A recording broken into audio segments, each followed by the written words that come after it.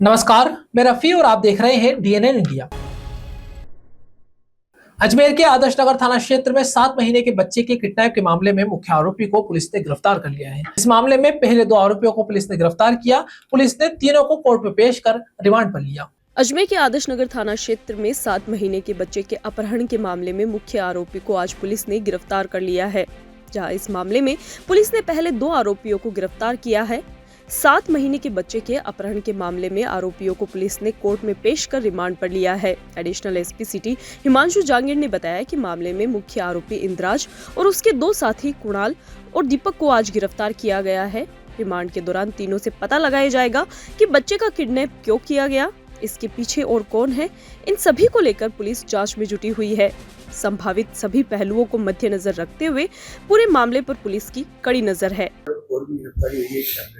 27 तारीख को सुबह 3:30 बजे माकूपुरा पुलिया के नीचे से जो 7-8 माह का जो छोटा बच्चा है मनराज, उसको 2 अज्ञात नगापोश द्वारा उठा के ले जाने की जो घटना हुई थी, उसमें पुलिस द्वारा कल बच्चा दस्तयाब कर लिया गया था। उसको मुलजिमों को दस्तयाब कर लिया गया। बच्चे को उसकी माँ को श्रीमान स्टाफ द्वारा सुपुर्द कर लिया था। उसमें अब तक 3 गिरफ्तारियां की जा चुकी है, जिसमें गिरफ्तार हुए जो व्यक्ति है उसमें दीपक, जो कि रामगंज थाना एरिया का रहने वाला है। दीपक के साथ साथ जो 2 और मुलजिम हैं, इंद्रराज जो मोटरसाइकिल पे सवार होकर आया था, और एक कुणाल जो भी मोटरसाइकिल पे था, उन तीनों को अब तक गिरफ्तार किया जा चुका है।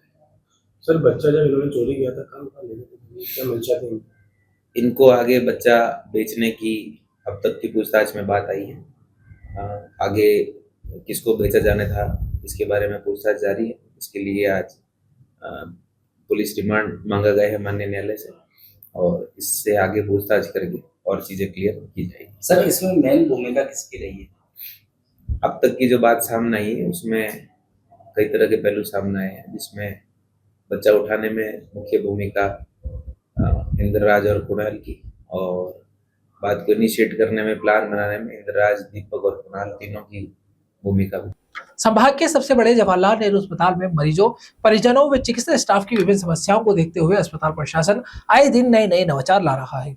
इसी क्रम में जेएलएल अस्पताल में स्टाफ की प्रेजेंटेशन के लिए आधार बेस्ड ऐप को धरातल पर लाने का प्रयास किया जा रहा है। वहीं दूसरी ओर अधीक्षक खरे ने अस्पताल के आउटडोर एरिया का निरीक्षण कर संबंधित कर्मचारियों को आवश्यक दिशा निर्देश प्रदान किए। संभाग के सबसे बड़े जवाहरलाल नेहरू अस्पताल में मरीजों, परिजनों व चिकित्सक स्टाफ की विभिन्न समस्याओं को देखते हुए अस्पताल प्रशासन आए दिन नए नवाचार ला रहा है। इसी क्रम में जेएलएन अस्पताल में स्टाफ के प्रेजेंटेशन के लिए आधार बेस्ड ऐप को धरातल पर लाने का प्रयास किया जा रहा है, जो 1 मई से पूर्णतः प्रयोग में लाया जाएगा, जिससे कि स्टाफ की उपस्थिति का पता लगाया जा सकता है। अधीक्षक खरे ने बताया कि ऐप में स्टाफ के आधार कार्ड के डिजिट डालकर उसमें फोटो अपलोड करनी है और ऐप आईडी बनाकर अस्पताल में अपनी सेवाएं देना शुरू कर सकता है। यह ऐप अस्पताल की लोकेशन के आधार पर ही एक्टिव होगा, जिससे पता चल जाएगा कि आप अस्पताल परिसर में ही कार्यरत है। साथ ही स्टाफ को बायोमेट्रिक की लाइन में लंबे समय तक खड़े होने की समस्याओं से छुटकारा मिल जाएगा। वहीं दूसरी ओर अल सुबह अस्पताल अधीक्षक अरविंद खरे ने अस्पताल के आउटडोर की व्यवस्थाओं का जायजा लिया तथा संबंधित कर्मचारियों को आवश्यक दिशा निर्देश दिए। अधीक्षक अरविंद खरे ने बताया कि अस्पताल प्रशासन द्वारा समय समय पर व्यवस्थाओं का जायजा लिया जाता है, जिससे कि अस्पताल की क्रियाविधि का संचालन बेहतरीन तरीके से हो पाए। इसी क्रम में आज अस्पताल के आउटडोर का निरीक्षण किया, जिसमें पार्किंग व्यवस्थाओं को लेकर गार्ड को आवश्यक दिशा निर्देश दिए गए। वहां 4 ट्रॉली व 3 व्हीलर चेयर उपलब्ध रहेगी। साथ ही ओपीडी विभाग के लिए वार्ड बॉय की संख्या में बढ़ोतरी की है। बताया कि व्यवस्थाओं को देखते हुए रास्ता थोड़ा सकड़ा है, तो 4 पहिया वाहनों की पार्किंग निषेध की गई है। साथ ही 2 पहिया वाहनों के लिए जगह सुनिश्चित की गई है। अस्पताल में टोकन मशीन के लिए पाबंद किया गया है। कार्य क्षेत्र में बढ़ोतरी को देखते हुए अतिरिक्त गार्ड की बढ़ोतरी के लिए भी व्यवस्थाएं की जा रही है। साथ ही कचरा पात्र की भी माकुल व्यवस्थाएं की जा रही है। रखी हैं, लेकिन अभी इस समय एक ऐप आ गया, आधार बेस ऐप आ गया है और हर आदमी के पास में एंड्रॉयड फ़ोन है, एप्पल फ़ोन है, उस पे वो डाउनलोड करके अस्पताल क्षेत्र में जब वो पहुंच जाए, वो लोकेशन के अकॉर्डिंग चलता है। अगर आप अस्पताल के लोकेशन में होंगे तभी वो एक्टिव हो पाएगा, अदरवाइज आपकी अटेंडेंस नहीं लेगा। तो उसके अंदर उस ऐप के अकॉर्डिंग आप उसमें से अपना आधार नंबर की जो लास्ट 8 डिजिट है वो डाल करके आपका एक फ़ोटो ऑप्शन आएगा, उसके अंदर वो आपको आप पल के ब्लिंक करनी है और ब्लिंक करते आपकी फ़ोटो कैप्चर हो जाएगी। तो आपको डॉक्टर्स को उस समय बार-बार बायोमेट्रिक मशीन की तरफ आना, भीड़ में खड़ा होना लाइन में, इससे थोड़ी सी मुक्ति मिलेगी। वो जैसे हॉस्पिटल में अपने जहाँ भी काम कर रहा है वहाँ बैठ के इसको कर सकता है उसके अंदर से। ये एक ये नई सुविधा आई है जो सारे नर्सिंग कर्मी, सारे चिकित्सा कर्मी, डॉक्टर्स, ये सबके लिए उपयोगी है। आज सुबह हमारी टीम ने जवाहरलाल नेहरू चिकित्सालय के आउटडोर का निरीक्षण किया। वहाँ पर एक तो पार्किंग की व्यवस्था अस्त व्यस्त कर रखी थी, तो उसको गार्ड को वहाँ पे जो पार्किंग की व्यवस्था वाले उसको कहा कि आप कम से कम जो वेटिंग जोन है वहाँ पर आपकी 4 व्हीलर आपके पास में वहाँ खड़ी नहीं हो और वहाँ पर पर्याप्त मात्रा में ट्रॉली और व्हील चेयर हमने निर्देशित किया कि वहाँ पर एटलीस्ट 4 ट्रॉली और 3 व्हील चेयर वहाँ पर अवेलेबल रहेगी और वहाँ पर वार्ड बॉय की संख्या भी हमने 3 करी है जो ओपीडी पीरियड में रहेगा। दूसरा हमने ये भी करा है कि जो पूरा जोन है वो थोड़ा सकड़ा है, मरीजों की संख्या ज़्यादा होती है, तो वहाँ पर एक भी 4 व्हीलर नहीं खड़ी होगी। जो मरीज़ को छोड़ने आएगी वो 4 व्हीलर वहाँ छोड़ के वापस चली जाएगी इसके अंदर। और हमने थोड़ा सा जो मोटरसाइकिल और जो वगैरह खड़ी होती है उनको एक रस्सी बंधवा रहे हैं, उस रस्सी के अंदर खड़ी रहे, जिससे क्या है कि जो बीमार व्यक्ति आए उसको टाइमिंगली यहाँ पर उसको ओपीडी तक पहुँच जाए और उसको व्यवस्था प्रॉपर मिल पाए। टोकन मशीन की बात करते हैं तो टोकन मशीन हमने 10 लगाई थी और सब जगह 10 मशीन चल रही है, लेकिन हमने कई बार ट्रेनिंग दी। कई बार क्या होता है कि सब वहाँ पर उसको टोकन मशीन को चलाते नहीं है। हमने वापस से पुनः पावन किया है कि आप मरीजों को टोकन मशीन को आप जो भी मरीज आए उसका नंबर लिखें और उसके बाद में उसको बैठने को कहें जिससे आराम से पंखे में बैठा रहे। उसके बाद में जब उसका नंबर आए जैसे 44 नंबर आया उसका लिखा हुआ है, तो जब वो 44 नंबर आएगा तो वो आके आ जाएगा। उससे क्या होगा, डॉक्टर्स पे मरीजों का लोड नहीं बढ़ेगा, भीड़ नहीं बढ़ेगी। इसी उद्देश्य से हमने लगाई थी और आज वापस हमने इनको निर्देशित किया है और पाबंद किया है कि प्रॉपरली टोकन मशीन का उपयोग। गार्ड का हमने एक एक्स्ट्रा गार्ड और लगाया जो गेट के अंदर के वहाँ पर गेट पे रहेगा। गार्ड हमारे पास कम है, हमारा अधिक कार्य क्षेत्र बढ़ गया है। हम अतिरिक्त गार्ड और ले रहे हैं, 150 गार्ड टोटल ले रहे हैं हम, उसका हमने टेंडर कर रखा है। अभी हमारे संख्या 70 है, तो अभी हमें गार्ड की संख्या की अभाव महसूस होता है। फिर भी हमने करा कि एक कैजुअलिटी में जैसे गार्ड खड़े। अजमेर जिला बार एसोसिएशन की समस्त कार्यकारिणी के द्वारा मीटिंग आयोजित की गई और प्रेस वार्ता का आयोजन किया गया। 25 अप्रैल को जयपुर के अखबार ने न्यायिक सदस्य को ब्लैकमेल करने, डराने धमकाने के प्रयास के विरोध में अजमेर जिला बार एसोसिएशन ने 7 सूत्रीय मांगों को लेकर जिला एवं सेशन न्यायाधीश के जरिए राजस्थान के मुख्य न्यायाधीश को इस संबंध में ज्ञापन सौंपा, जहां अखबार के विरोध में साजिशकर्ताओं के खिलाफ कड़ी कार्रवाई की मांग की। अजमेर जिला बार एसोसिएशन की समस्त कार्यकारिणी के द्वारा मीटिंग आयोजित की गई, जिसके लिए प्रेस वार्ता का आयोजन किया गया। 25 अप्रैल को जयपुर में प्रचलित अखबार ने न्यायिक सदस्य को ब्लैकमेल करने, डराने धमकाने के प्रयास के विरोध में अजमेर जिला बार एसोसिएशन ने 7 सूत्रीय मांगों को लेकर जिला एवं सत्र न्यायाधीश के जरिए राजस्थान के मुख्य न्यायाधीश को इस संबंध में ज्ञापन सौंपा, जहां अखबार के विरोध व साजिशकर्ता के खिलाफ कड़ी कार्रवाई की मांग की गई है। अजमेर जिला बार एसोसिएशन के अध्यक्ष अशोक सिंह रावत ने कहा कि प्रचलित अखबार के माध्यम से न्यायिक सदस्य के मामले का जिला बार एसोसिएशन निंदा करता है। इस अखबार व साजिशकर्ताओं ने न्यायपालिका पर अप्रत्यक्ष रूप से हमला किया है। न्यायिक सदस्य के साथ हुए घटनाक्रम से जिला बार एसोसिएशन में भारी आक्रोश है। राजस्थान के मुख्य न्यायाधीश को ज्ञापन देकर संबंधित के खिलाफ FIR दर्ज करने तथा कथित अखबार की प्रामाणिकता की जांच, मानहानि के संबंध में उच्च स्तरीय कार्रवाई करने व साजिशकर्ताओं का पर्दाफाश किए जाने व न्यायिक सदस्य को सुरक्षा उपलब्ध करवाने जैसी विभिन्न मांगों को लेकर जिला बार एसोसिएशन की, साथ ही भविष्य में इस तरह की कोई घटना पुनः घटित न हो, इसके लिए संबंधित गाइडलाइन भी जारी की जाए। रावत ने कहा कि न्यायिक सदस्य को कानून की बेहतर समझ है, इस तरह की घटना की पूरी कार्यकारिणी विरोध करती है। आज जिला बार एसोसिएशन की जो हमारी समस्त कार्यकारिणी ने मीटिंग रख के और जिस प्रकार से 25 तारीख को हमारे न्यायिक परिवार के सदस्य के ऊपर जिस प्रकार से एक राजगंगा नाम के एक अखबार ने जो जयपुर में प्रकाशित होना बताते हैं, और उन्होंने जिस प्रकार से जो व्हाट्सएप पे चला करके और हमारे न्यायिक परिवार के ऊपर जो हमला किया है और एक हमारे जज साहब को जो ब्लैकमेल करने, डराने और धमकाने का जो प्रयास किया, उसको लेकर के हमने आज जिला एवं सत्र न्यायाधीश महोदय के जरिए मुख्य न्यायाधिपति चीफ जस्टिस राजस्थान को हमने एक ज्ञापन दिया है और उसमें इस अखबार के खिलाफ और इसमें जो साजिशकर्ता और जो इनके षड्यंत्र में जो पीछे लोग हैं, जो इन्होंने न्यायपालिका के ऊपर जिस प्रकार से अप्रत्यक्ष रूप से हमला किया है, उनको ब्लैकमेल करने, डराने धमकाने की जो इन्होंने सोची समझी साजिश के तहत जो काम किया, उसको लेकर के जिला बार एसोसिएशन अजमेर में गहरा आक्रोश है कि आज जो न्यायिक परिवार के सदस्य पे जो इन्होंने जो हमला करके और जो ब्लैकमेल करने का जिनको उद्देश्य रहा है, उसको लेकर हमने हमारी जो 7 मांगे चीफ जस्टिस महोदय को जरिए जिला जज हमारे जो डीजे साहब के माध्यम से हमने भेजी है। उसमें प्रमुख रूप से ये है कि संबंधित के विरुद्ध एफआईआर दर्ज कर उच्च स्तरीय कार्रवाई कर संबंधित साजिशकर्ताओं के विरुद्ध कार्रवाई की जावे, उनका पर्दाफाश किया जावे।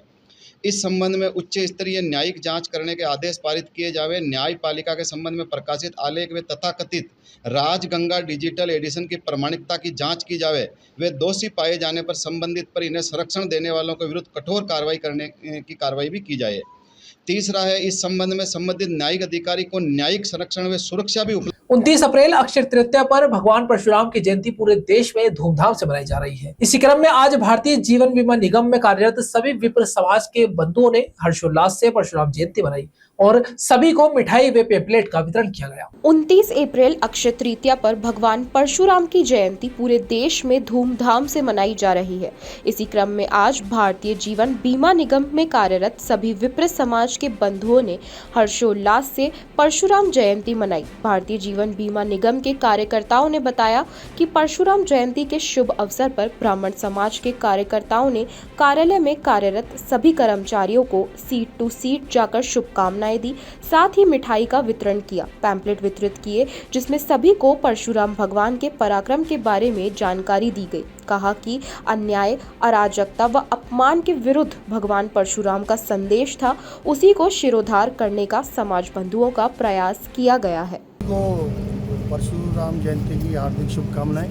भारतीय जीवन बीमा निगम में कार्यरत सभी विप्र समाज से साथियों ने आज हर्षोल्लास के साथ परशुराम जयंती मनाई और पूरे कार्यालय में सबको शुभकामनाएं देते हुए अन्याय व अराजकता और अपमान के विरुद्ध जो भगवान परशुराम का एक संदेश था, उसी को सिरोधार्य करने का समझ से प्रयास किया गया है और पुनः परशुराम जयंती की सबको शुभकामनाएं। आज 29 जनवरी को परशुराम जयंती के शुभ अवसर पर भारतीय जीवन बीमा निगम के सभी ब्राह्मण कर्मचारियों ने मिलकर सीट टू सीट जाके सबको परशुराम जयंती की शुभकामनाएं दी तथा मिष्ठान का वितरण किया। साथ ही एक पैम्पलेट बांट के परशुराम जी के बारे में जानकारी भी दी गई और सबको उनकी विशेषताओं के बारे में बताया गया और अच्छी खासी संख्या में यहाँ पे हम इकट्ठे होकर हर्षोल्लास के साथ। यहाँ रुकते हैं एक छोटे से ब्रेक के लिए, जल्द हाजिर होंगे खबरों के नए सफर के साथ।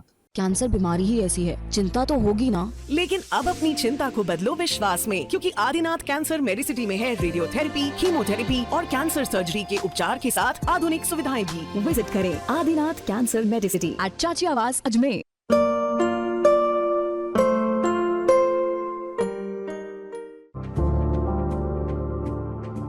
Excited? Holidays will be very boring for me.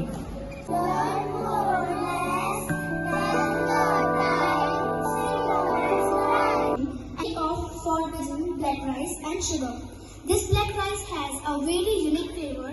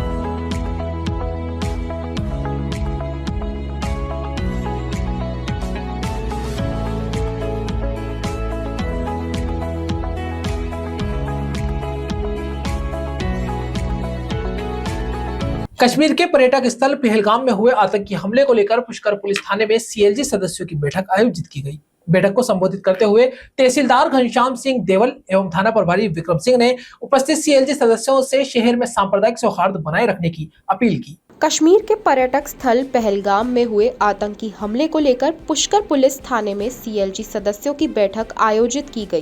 बैठक को संबोधित करते हुए तहसीलदार घनश्याम सिंह देवल एवं थाना प्रभारी विक्रम सिंह ने उपस्थित सीएलजी सदस्यों से शहर में सांप्रदायिक सौहार्द बनाए रखने, कानून एवं शांति व्यवस्था बनाए रखने में पुलिस व प्रशासन का सहयोग करने, सोशल मीडिया पर किसी व्यक्ति विशेष अथवा धर्म के प्रति किसी प्रकार की गलत टिप्पणी नहीं करने, अफवाह नहीं फैलाने, बिना पुलिस वेरिफिकेशन एवं पहचान पत्र के किसी भी बाहरी व्यक्तियों को किराए पर मकान नहीं देने आदि अपील की।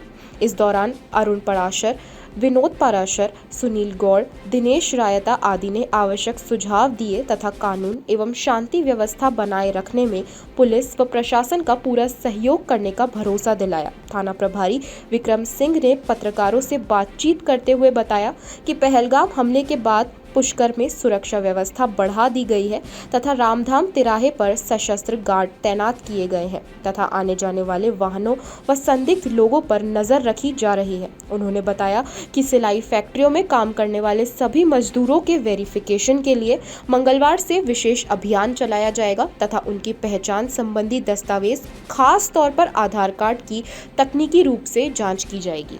जो पहलगाम की एक जो आतंकवादी दुर्घटना हमारे बीच में हुई है उसका हम कड़े शब्दों में विरोध करते हैं, निंदा करते हैं, लेकिन उसके बैकड्रॉप में हम अपने देश में शांति व्यवस्था बनाए रखें, अपने देशवासियों के साथ शांति और सौहार्द के साथ रहें और ये हम चाहते हैं कि अपनी कानून व्यवस्था शांत रहे। पुष्कर हमारा छोटा सा जो जगह है, धर्म की नगरी है, यहाँ पर सब लोग शांति से बने रहें। ऐसी ही पूरी व्यवस्था अपने पूरे देश के नागरिकों के साथ चाहते हुए अपने पुष्कर में भी इसको सुख शांति से चाहते हैं। आज पुष्कर थाना परिसर में थाना इलाके के जितने भी सीएलजी सदस्य हैं उनकी श्रीमान तहसीलदार साहब के नेतृत्व में मीटिंग का आयोजन किया गया। जैसा कि आप सबको सर्वविदित है कि जम्मू कश्मीर में जो इतनी बड़ी घटना हुई है उस घटना को लेके उसकी जो परिणामों को लेके आम जनता के अंदर आक्रोश है। लोगों में इसकी घटना की जितनी निंदा की जाए उतनी कम है, कड़े शब्दों में की जाए उतनी कम है। इन्हीं मुद्दों को लेके हमारे को आपस का प्रेम बनाए रखना है और सबको एकजुट और एक साथ रह के और कार्रवाई करनी है। इसी के तहत हम लोगों से सबसे मुलाकात करी। आज सीएलजी मेंबरों को भी ये सभी को समझाइश की गई, निवेदन किया गया कि इस तरह की कोई भी घटना जिसमें मान लो सोशल मीडिया पे किसी तरह की आपस में कटाक्ष टाइप के किए जाते हैं उनके बारे में आप जनता को अवेयर करें, लोगों को बताएं कि इस तरह की घटनाएं नहीं हो और सभी को पूरे देश को एक साथ होके ही काम करना है। अभी कुछ जैसे चर्चा चली थी कि यहाँ पुष्कर इलाके में कुछ कपड़ा फैक्ट्रियों में बाहर के लेबर लोग काम कर रहे हैं और वो कुछ आधार उनके डुप्लीकेट हो सकते हैं, नकली हो सकते हैं, तो उसके लिए हम लोग एक आधार ऐप के आधार पे इनकी चेकिंग स्टार्ट करवा रहे हैं, जिससे ये पता चल सकता है कि इन्होंने कितनी बार अपडेट कराया है, कितनी बार एड्रेस चेंज किया है, ये आधार वो गलत है उसका। उस बारे में हम कल से पूरा एक अभियान पुष्कर क्षेत्र में जितने भी ये बाहर के लोग हैं उनको चेकिंग के लिए हम लोग चला रहे हैं। सर, आखातीज का दिन शादी विवाह के लिए शुभ नहीं माना जा रहा। लाल किताब से ज्योतिषी कला में निपुण और पुष्कर की उभरती ज्योतिषी भाविका राजगुरु ने इस बारे में खुलासा करते हुए बताया कि इस बार आखातीज पर शुक्र और गुरु दोनों ही ग्रह अस्त हो रहे हैं। शुक्र ग्रह को विवाह, सुख, प्रेम और सौंदर्य का कारक माना जाता है। इसी प्रकार गुरु ग्रह को धर्म, समृद्धि और ज्ञान का प्रतीक माना जाता है। विवाह के लिए इन दोनों ग्रहों का शुभ होना जरूरी होता है, जिसके चलते आखातीज विवाह की दृष्टि से शुभ अवसर नहीं है। आमतौर पर अक्षय तृतीया के सावे को अबूझ सावा माना जाता है। विशेष तौर पर राजस्थान के ग्रामीण अंचल में आखातीज के अवसर पर थोक में शादी विवाह होते हैं, लेकिन इस बार शास्त्रों के अनुसार आखातीज के दिन शादी विवाह के लिए शुभ नहीं माना जा रहा है। लाल किताब से ज्योतिषी कला में निपुण और पुष्कर की उभरती ज्योतिषी भाविका राजगुरु ने इस बारे में खुलासा करते हुए बताया है कि इस बार आखातीज पर शुक्र और गुरु दोनों ही ग्रह अस्त हो रहे हैं। शुक्र ग्रह को विवाह, सुख, प्रेम और सौंदर्य का कारक ग्रह माना जाता है। इसी प्रकार गुरु ग्रह को धर्म, समृद्धि और ज्ञान का प्रतीक माना जाता है और विवाह के लिए इन दोनों ग्रहों का शुभ होना जरूरी माना जाता है। इसलिए इस दिन शुक्र और गुरु दोनों के अस्त होने के कारण इस बार अक्षय तृतीया पर विवाह का मुहूर्त नहीं बनेगा। ज्योतिषी भाविका राजगुरु बताती हैं कि अक्षय तृतीया 2025 पर ग्रहों की स्थिति और उनके विशेष योगों का विशेष महत्व है। इस दिन कुछ महत्वपूर्ण ग्रह योग बन रहे हैं जो व्यक्ति के जीवन में सकारात्मक परिवर्तन और समृद्धि ला सकते हैं। अक्षय तृतीया पर शोभन योग, सर्वार्थ सिद्धि योग, शोभन योग, रोहिणी नक्षत्र, चंद्रमा और शुक्र का संयोग, बुध का वक्री अवस्था से कर्तव्य सिद्धि व कुंभ और मकर राशि का मिश्रण हो रहा है जो बेहद शुभ योग है, परंतु आखा तीज के दिन शादी विवाह के लिए शुभ नहीं माना जा रहा है। जय माता दी। मैं भाविका राजगुरु एस्ट्रो साइंस की ओर से इस अक्षय तृतीया के पावन पर्व पर आप सभी का अभिनंदन। अक्षय तृतीया इस वर्ष 30 अप्रैल को मनाया जा रहा है। यह ज्योतिषीय दृष्टिकोण से बहुत ही महत्वपूर्ण पर्व है। इस दिन बिना मुहूर्त देखे ही विवाह के अबूझ मुहूर्त निकाले जाते हैं। इस दिन बनने वाले रोहिणी नक्षत्र में चंद्र व शुक्र का सहयोग और इसके साथ ही सर्वार्थ सिद्ध योग भी बन रहा है, परंतु इस बार शुक्र व गुरु की अस्त अवस्था में होने के कारण विवाह का मुहूर्त नहीं निकलेगा, क्योंकि शुक्र व गुरु की अस्त अवस्था में किया गया विवाह शुभ नहीं माना जाता। इस कारण इस बार अक्षय तृतीया पर विवाह नहीं होंगे। अच्छी है इसमें इस दिन विवाह के योग इसलिए नहीं बन रहे क्योंकि शुक्र विवाह प्रेम का कारक माना गया है और बिना विवाह प्रेम के मुहूर्त के तथा गुरु की अस्त अवस्था में विवाह नहीं हो पाएगा। भैरवधाम राजगढ़ में चल रहे 2 दिवसीय संत शिरोमणि सेन जी महाराज की जयंती महोत्सव समापन के पावन अवसर पर एक भव्य और ऐतिहासिक आयोजन मुख्य उपासक जंपालाल महाराज के सानिध्य में विधानसभा अध्यक्ष वासुदेव देवनानी व सांसद भागीरथ चौधरी के मुख्य आतिथ्य में संपन्न हुआ। भैरवधाम राजगढ़ में चल रहे 2 दिवसीय संत शिरोमणि सेन जी महाराज की जयंती महोत्सव समापन के पावन अवसर पर एक भव्य और ऐतिहासिक आयोजन मुख्य उपासक चंपालाल जी महाराज के सानिध्य में व विधानसभा अध्यक्ष वासुदेव देवनानी व सांसद भागीरथ चौधरी के मुख्य आतिथ्य में संपन्न हुआ। धाम के प्रवक्ता अविनाश सेन ने बताया कि यह आयोजन श्रद्धा, सेवा और समाज की एकता का जीवंत प्रतीक है। इस आयोजन ने क्षेत्र ही नहीं बल्कि दूर दराज से बड़ी संख्या में आए श्रद्धालुओं के हृदयों में गहरी आस्था और श्रद्धा का संचार किया। महोत्सव का मुख्य आकर्षण नाहरपुरा ग्रामवासियों की ओर से राजगढ़ स्थित भैरव मंदिर तक 15,551 फीट लंबा भव्य साफा चढ़ाया गया, जो विशेष रूप से बाबा भैरव, सेन जी महाराज और वीर तेजा जी को समर्पित किया गया। इसके पश्चात रेगरान मोहल्ला स्थित शिव मंदिर भी साफा पहनाकर झंडा चढ़ाया गया। भैरव भक्तों और श्रद्धालुओं के लिए गौरव का क्षण तब आया जब भैरव धाम राजगढ़ में ऐतिहासिक 15,551 फीट लंबा साफा चढ़ाया गया। मुख्य अतिथि देवनानी की मौजूदगी में अतिथियों ने 15,551 फीट लंबे साफे के विश्व स्तरीय भव्य आयोजन को गिनीज बुक में दर्ज करवाने की मांग करी। यह अद्वितीय आयोजन न केवल धार्मिक आस्था का प्रतीक बना बल्कि सामाजिक एकता, सांस्कृतिक विरासत और भक्ति भाव की भी अनूठी मिसाल प्रस्तुत की। इस विशाल साफे को सैकड़ों श्रद्धालुओं की सहभागिता के साथ सजाया गया, जिसमें पारंपरिक वस्त्र, रंग बिरंगे ध्वज, ढोल नगाड़ों और भजन कीर्तनों के साथ आयोजन संपन्न हुआ। बाकी आज नारपुरा गांव ने, बुजुर्गों ने, मैं उनको प्रणाम करता हूँ कि आज 35 सालों से मुझे एक बेटे के रूप में अपनाया और उसके बाद आने वाली पीढ़ी ने भी मुझे भाई अपनाया। उसके लिए बहुत बहुत मैं उनको धन्यवाद देता हूँ और उनको विश्वास दिलाता हूँ, नागपुरा ग्रामवासियों को, मेरे युवाओं को, मेरे भाइयों को, मेरी माताएं, मेरी बहन बेटियां जो आज उत्साह थी, रात से उनको उत्साह था कि हमें हमारे भाई के स्थान पर जाना है। भाइयों ने कहा और बुजुर्गों ने कहा हमारे बेटे को संभाल के आते हैं। मैं इनको विश्वास दिलाता हूँ, नागपुरा ग्रामवासियों के लिए मेरी एक रक्त की बूंद बूंद काम आएगी और इसीलिए मैंने हमारे विधानसभा अध्यक्ष और हमारे राजगढ़ धाम के परम भक्त हैं, इनके पास समय नहीं था, फिर भी मैंने कहा मैं उस गांव का बेटा हूं और राजगढ़ धाम से आप जुड़े हैं। इन्होंने ये कीमती समय निकाला, उनको मैं बहुत बहुत आशीर्वाद धन्यवाद देता हूं और मैं तो कहता हूँ एडवांस में खूब बधाई मिलती रहे, खूब आशीर्वाद। बहुत बढ़िया काम कर रहे हैं, मैं ज्यादा समय नहीं लूंगा। कि वापस आएंगे। हमारे समाज के पूरे हमारे अध्यक्ष भी आए हैं, इनको भी बधाई के पात्र देता हूँ कि खूब आशीर्वाद मिले। आखिर जी चले गए, हमारे समाज के लिए जो जुझार जी महाराज का स्थान है उनके लिए पहले वो धर्मशाला वगैरह तो बड़ी हुई है, आखिर जी चले गए, उनके लिए हम वो कहेंगे भाई इसकी चारदीवारी कर लो। और अब मैं साहब से भी, देवरानी साहब से निवेदन करता हूँ कि नारपरा गांव जब मुझे अपनाया है, आप इस धाम से जुड़े हैं, तो कम से कम मैं ज़्यादा बड़ा हॉस्पिटल की घोषणा नहीं कराऊँ, वहाँ एक PSC की जो नर्स बैठ जाए उसकी आप व्यवस्था कर दें और कमरों की व्यवस्था आप गाँववासी करेंगे। केवल इनके पास किराए की जगह है, कितने कमरे हैं? 4 कमरे हैं और व्यवस्था करा देंगे। आपका आदेश और एक नर्स की व्यवस्था आप कर देंगे। निश्चित रूप से नारपुरा गाँव में PSC या उसका जनता क्लिनिक आपकी चिकित्सा सुविधाओं की व्यवस्था हो जाएगी।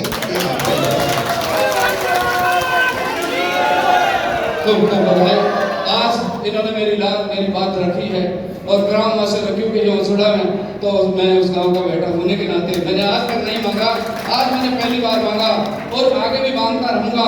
और समय रहेगा तो एक बार नारपरा का नाम इस देश के जैसे राजगढ़ का नाम बना है, रावत समाज का बेटा बना है और प्रदेश के कोने कोने में नाम खबरों के सफर में अभी सिर्फ इतना ही, फिर हाजिर होंगे खबरों के नए सफर के साथ। तब तक के लिए दीजिए इजाजत, नमस्कार।